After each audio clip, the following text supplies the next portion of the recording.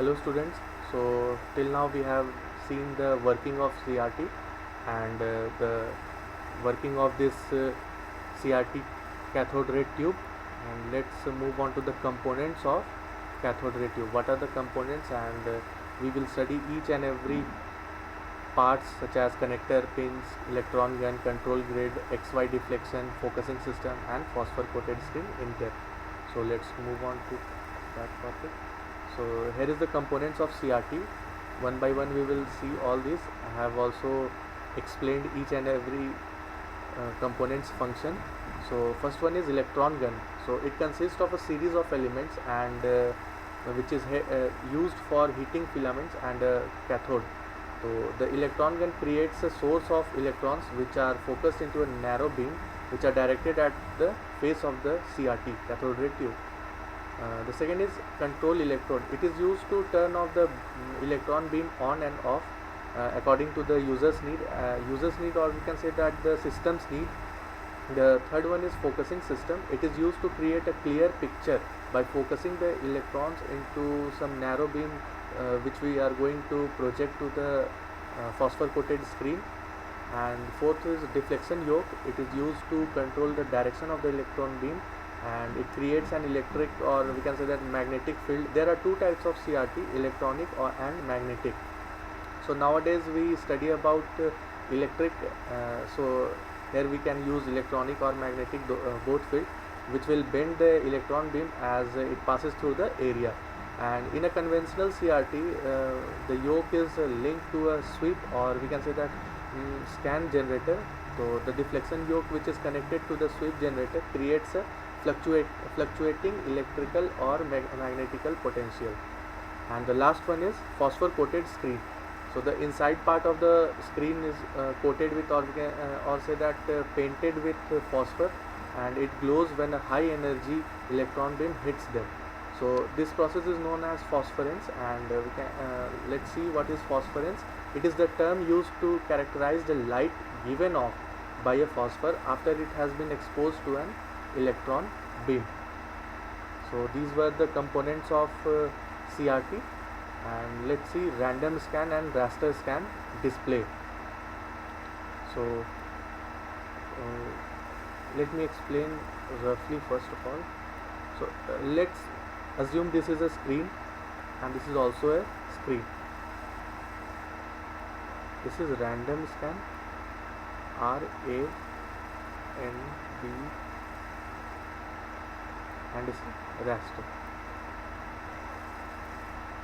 And we have to write capital A in both the screens. So in random, for one line at a time is drawn. So पहले एक line बनेगा, किसी भी line से हम start कर सकते हैं. तो first this line will be made, then this line, and at the last this third one. So in random scan there is no need to scan one by one the scan converted lines. But in raster scan, what's happening? There is horizontal rows and vertical columns, as we know that in each of the screens. So these are the rows, and let us see that we have to draw some A. So first of all, the projection will start from here, and we say that there is no of the pixel lying between. This A comprises of many pixels, so like this. So we will see that in this line there is no pixel which is falling on this line. So we will move to the next line. After this we will move to the next line. In the second line we see that okay, here is a pixel, so we will make a coated pixel over here. And again we will move to next line. We see that again there is a pixel, and here also it's a pixel. Here is you can see that this is the pattern, and in this line there are multiple pixels, and so on. So what's happening in raster scan? One by one line is scanned, and the pixel which are falling on that line, or the picture which is comprising on that line, is been painted. So after joining this, again we will get a A, but this is a complex process of joining each and every line. So now let's see the definition, basic definition of raster scan and random scan. So random scan display, it uses an electron beam which operates like a pencil to create a line image on the CRT. The picture is constructed out of a sequence of straight line, as I have said that one line at a time. So each line segment is drawn on the screen by directing the beam to move from one point on the screen to the next, and each and every x and y coordinates are given prior to the drawing, and after drawing the picture the system cycles back to the first line and design all the lines of the image 30 to 60 times each second. That is, its rate is 30 per second or 60 per second. So random scan monitors are also known as vector display or stroke writing display, or we can say that calligraphic display. So this is the behavior of random scan. Let's move on to the raster scan. Let's see the advantages and disadvantages of raster scan, random scan system. So what are the advantages? A CRT has the electron beam directed only to the parts of the screen where an image is to be drawn, and it produces smooth line drawing and also with a high resolution. And what are the disadvantages? Random scan monitors cannot display realistic set. So the images which are made using random scan is not such more real as compared to the raster scan display. So let's move on to the raster scan display.